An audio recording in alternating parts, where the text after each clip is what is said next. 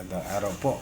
Bali ang yan pong sukat niyan at dimension ng bawat fret level ay tuturo ko po sa inyo kung paano ko kinuha. Konting dagdag kaalaman lang po. Bali kung paano ko kinompute yung distance ng bawat fret niyan. Bali kinuha ko yung formula yan sa Google at pinag-aralan ko at kinompute ko isa-isa para makuha ko yung kahit kayo pwede nyo ring computing niya. Tuturo ko sa inyo kung paano ko kinuha yung computation niyan. Bali ito na po yung formula at ibibigay ko po sa inyo para gusto nyo makagawa ay di makakagawa din po kayo sa inyong bahay. Salamat po. Bali magandang araw po sa lahat. Bali papakita ko lang po sa inyo kung paano ko kinompute yung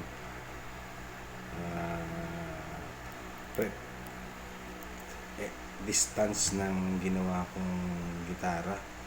Bali itong formulang ito ay nakuha ko lang rin sa Google. Bali ito yung ginamit kong scale, yung 25.5 inches scale. At bali ang i-divide ito sa given na 17.817. Bali ito po yung formula niya. Scale length divided to 17.817 equals the distance from head to first fret. Bali kapag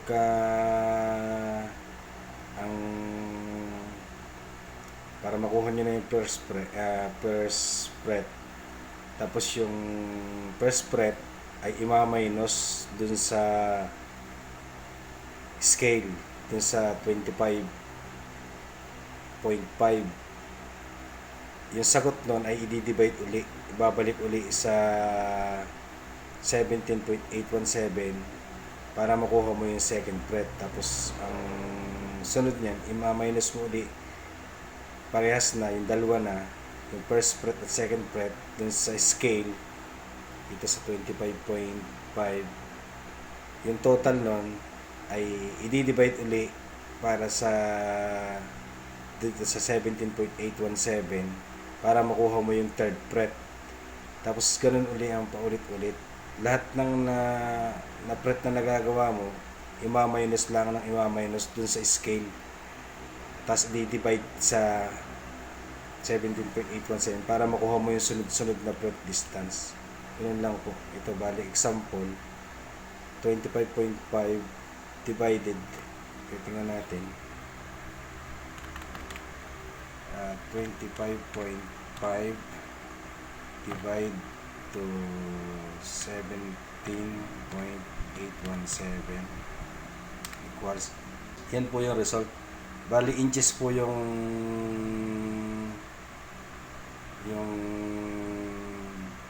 kuha nito ang ginagamit 1.43 inches. Ibig sabihin po mula sa head hanggang first fret 1.43 inches yung distance. Halimbawa po, bali kung first fret 1.43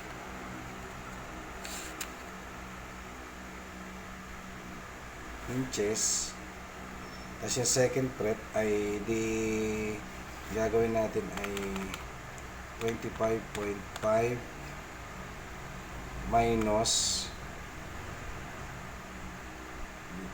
1.43 equals di 24.07 na, divide 17.817 equals 1.35. Ang second fret ay 1.35 inches. Tapos yung third fret naman ay ganun din po, 25.5 minus 1.43 43 minus 1.35 equals. Yan. Tapos divide 17.817 equals. Yan. 1.275. Ang third breath po niyan ay ganito. 1.27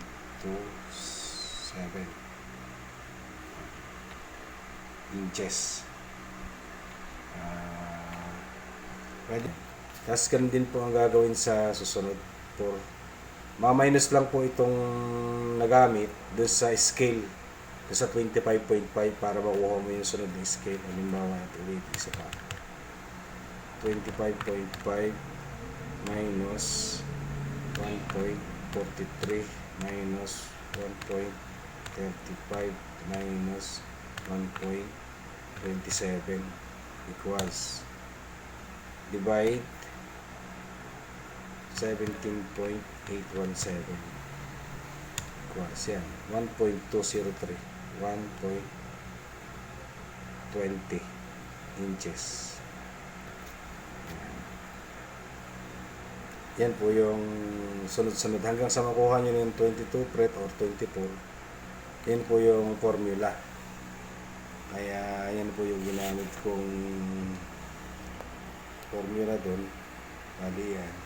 First fret is minus to the scale length and then divided again to the given 17.817 formula and repeat process to the next fret. Parang ganun po yung ginawa natin. Para makuha lahat. Madali lang naman kung sawag lang malilito.